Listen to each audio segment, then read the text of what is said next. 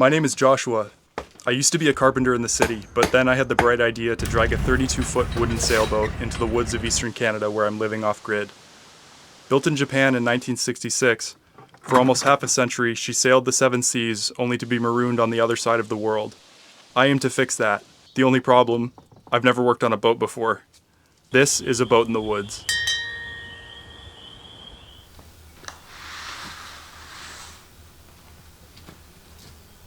I finally got around to a tent improvement project I've been meaning to do for a while now. I was getting sick of constantly zipping and unzipping the flap every time I went in or out of the tent, so I thought I would try to fix that. Luckily, I had some help this time from my friend Drew, who's on a very long, open-ended bicycle trip. He rode all the way here from St. John's in Newfoundland.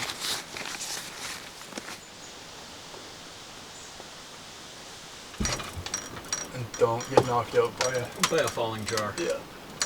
Maybe we should take the ones on the top off. Just this, yeah. That one. Yeah. We started by measuring an old wooden door that I had set aside for this project. 77.5.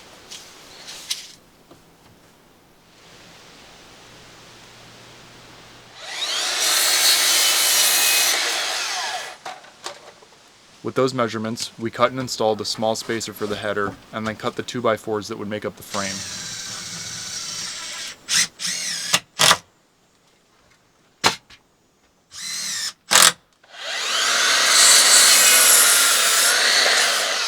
Beautiful.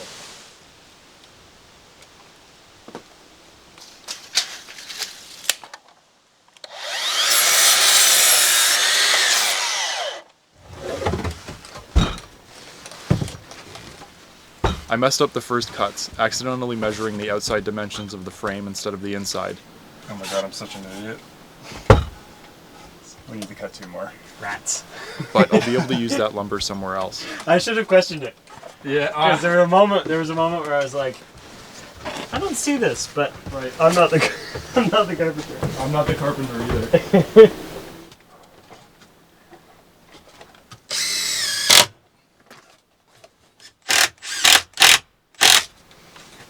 Nice.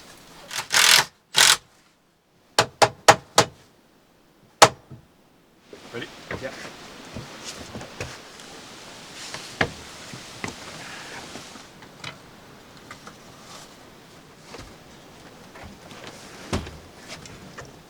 We test fitted the door, but noticed that it was slightly too tall at one of the corners. The bottom edge also looked pretty rough. Right. I wonder if it's just uneven as well, maybe. I started to shave the bottom down with my jack plane when I noticed ants pouring out of the door. Oh god, there's ants inside the door. Oh, really? Alright, let's get it out of here.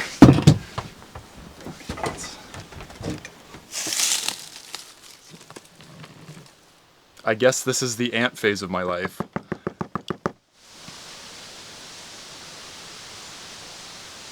I decided they could keep it and grabbed another one of the wooden doors that I had on hand, giving it a quick scrape to remove any of the loose paint. I kind of like the rough mottled look of the half-peeled paint, but I can always pop the door off later and give it a proper restoration. Okay. Looking towards you. Yep. You want me to kick the bottom off? Sure, yeah, I'll stop it.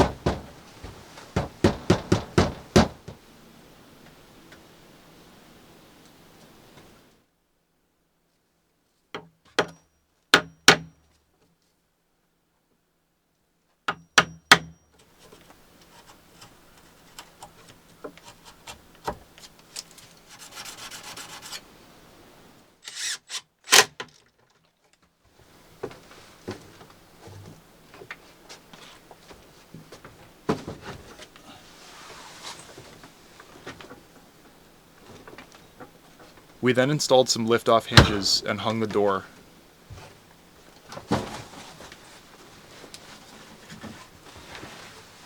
Yeah, that's great.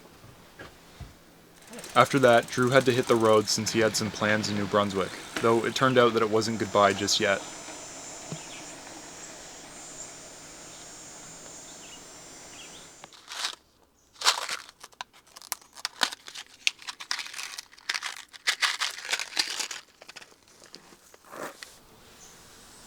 I carried on with the door by tacking the tent canvas to the door frame, trying to stretch it out as I went. The tiny cut tacks were hard to handle, but I was also driving them in with a framing hammer, which isn't the right hammer for the job. There's one called a pin hammer that works way better for small nails and tacks.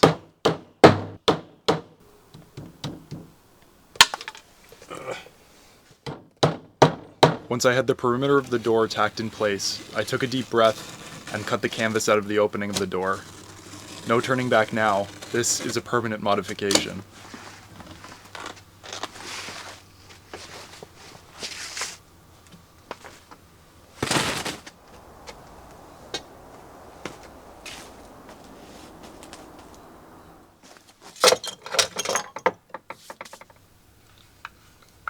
After that, I got to work cleaning up the old rusty door hardware with a wire wheel, and then rubbed everything down with tung oil to lubricate it and to protect it from future rust.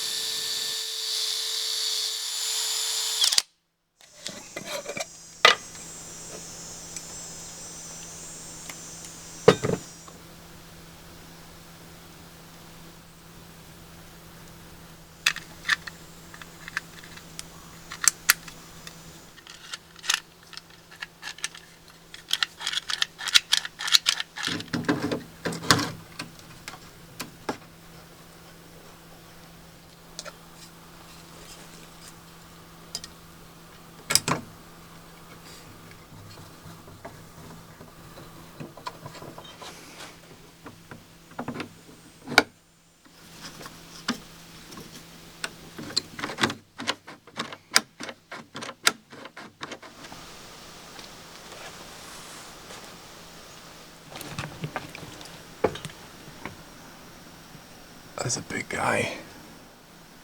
Damn.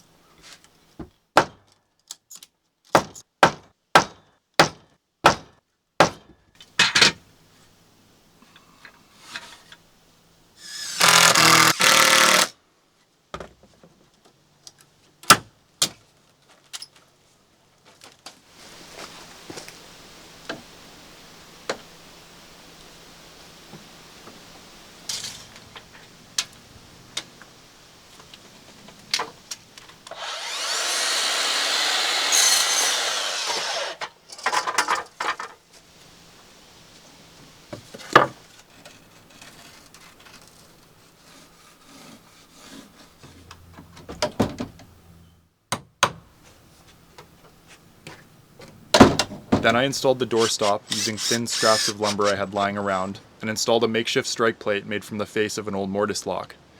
I'll find a proper one later and swap it out.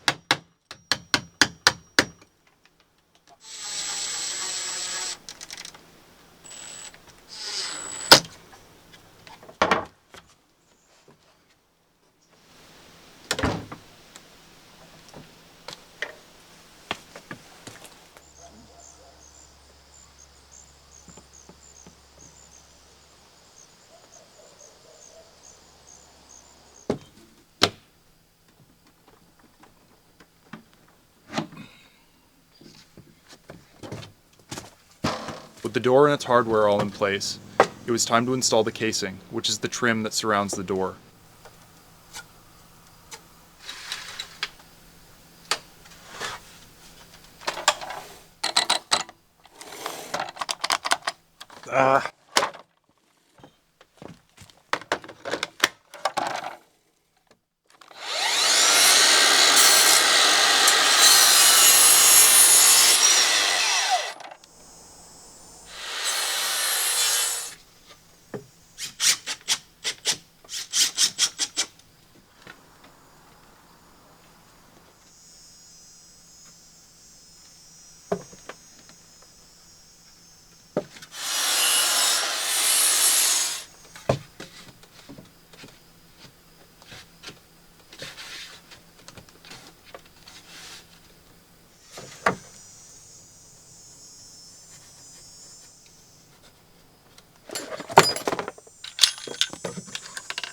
Once I had the pieces cut and mitered, I used my pocket hole screw jig to screw the casing together and then installed it onto the door. This ensures that the miters are tight and the joints are strong.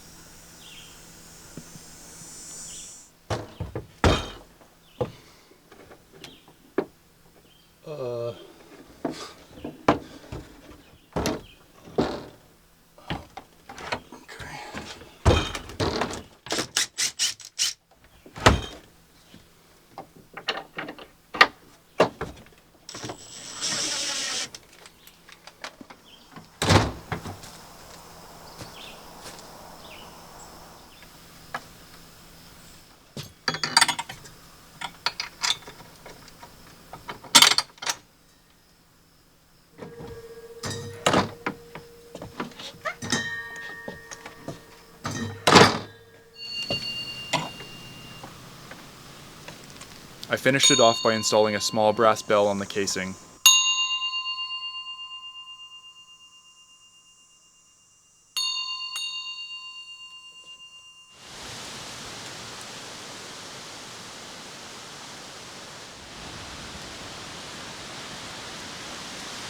With the door all finished, I started on the second tent project, installing more shelving to help organize my things.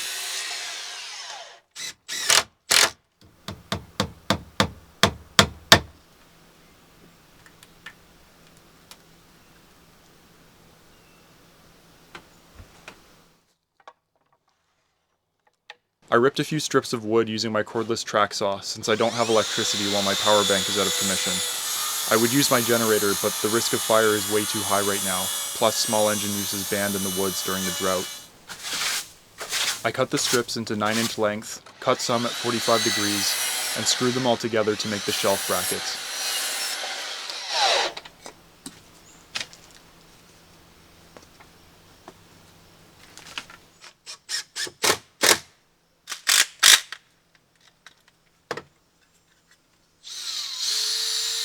To make the shelves, I grabbed a few of the old reclaimed Douglas fir boards I had saved from a building renovation, pulled the nails, and sanded them smooth.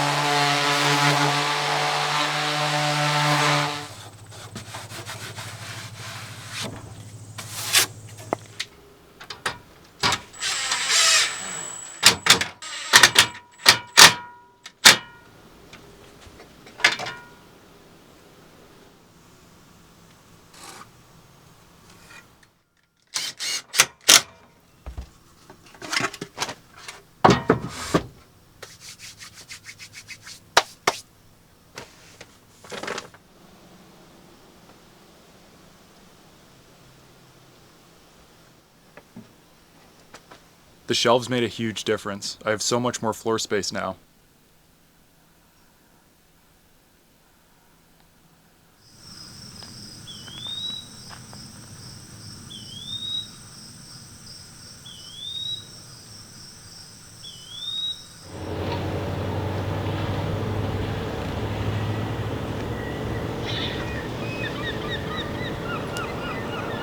Hey. Back! Drew ended up coming back for a couple days to help out again and plan his next steps since all of the rail trails that he's been riding on are closed during the fire ban.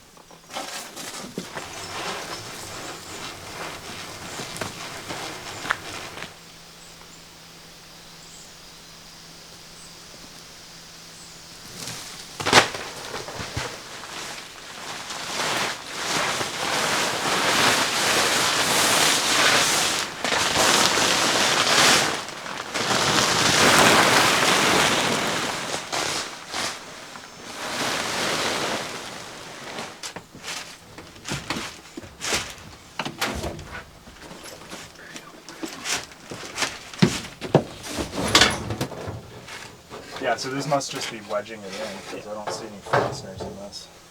That's kind of cool.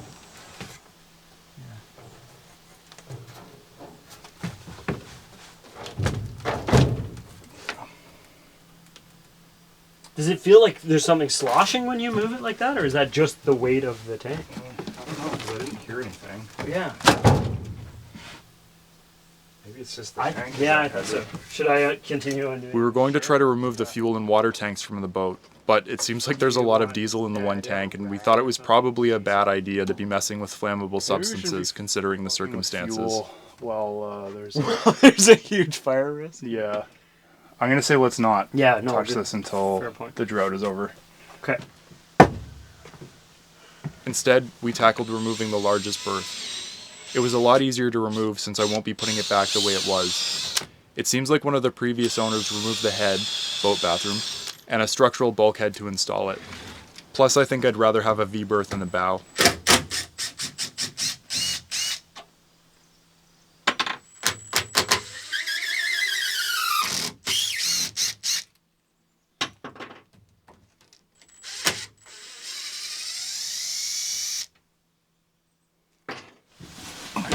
I think this is just nailed on. Yeah.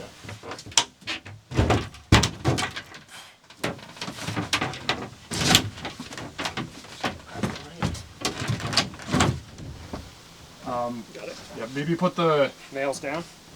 Yes, just...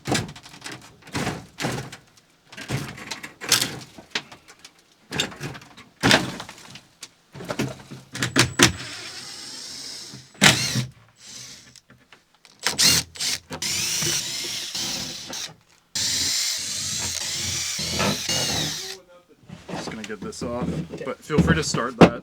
Yeah, I'll start pulling screws.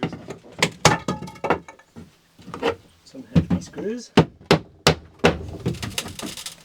have a feeling this is epoxied. It'd be nice if we could just like lift this up. There we go. Nice. Okay, I'm watching them. We had to be cautious since there was a family of wasps watching us from under the foredeck, but we managed not to get stung. They're looking at you. No, you're good. They're going back to their business.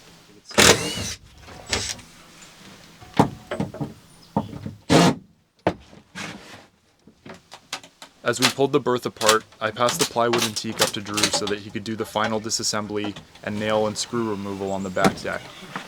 Okay, watch, there's some screws in the end there. Okay. Do you want me to work on removing those, or? Sure, yeah, if you want to clean up that piece of teak, that would be great. Okay.